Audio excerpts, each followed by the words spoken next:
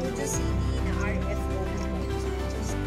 Para dun sa mga nagtatrabaho sa dito sa Northgate, kesa yung mag-uwian, ganon, pwede silang mag-sharing ng isang unit, no? Sharing sila ng isang unit.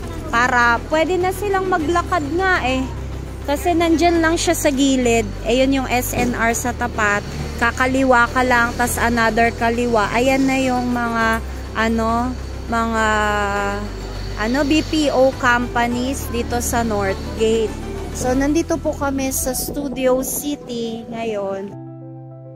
Ang pasok po namin ngayon ay si Tower 4.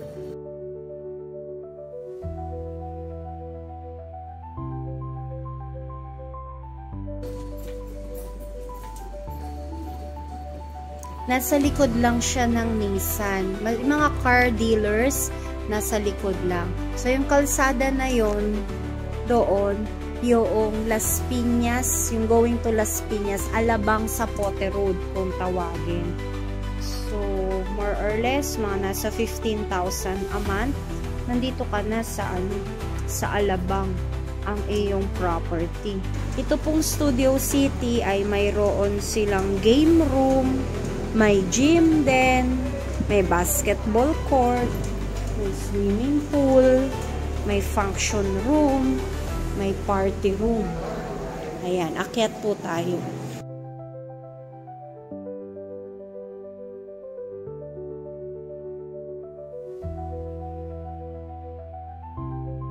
Bali, ilang square meters po ito?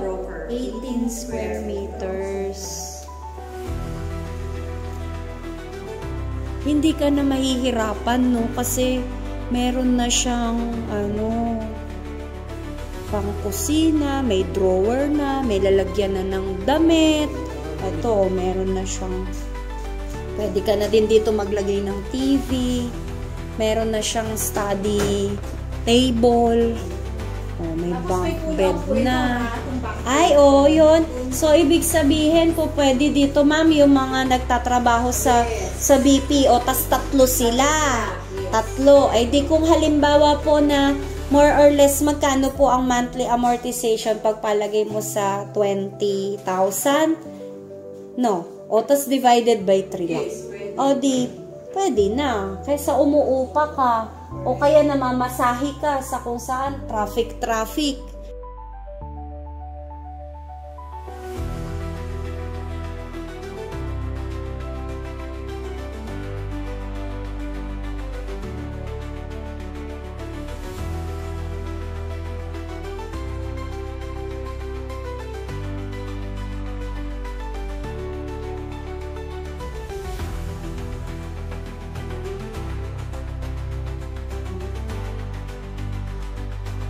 Liliko tayo papuntang Studio N. Pag diniretso natin yan, pa Manila na yan. Pa Skyway yan eh.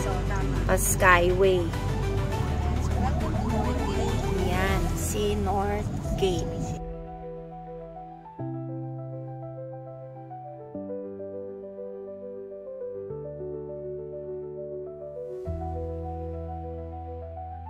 Nagtatrabaho ka dito sa loob ng Northgate, ayan lang, ikendeng-kendeng mo lang.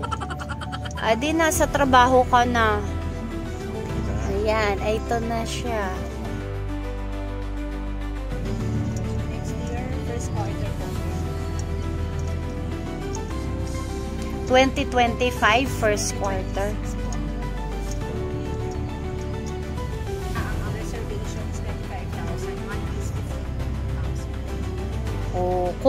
Kung tatlo kayo, tag 5,000 lang kayo. Tapos, ayun naman ang doon tayo galing kanina sa Studio City. Doon ka lalabas. Kung gusto mo ready for occupancy, dyan ka sa Studio City. Kung nais mas, mahaba ang term ng down payment, Studio N. Okay. Alabang project po yan. Alabang condominiums. Bye!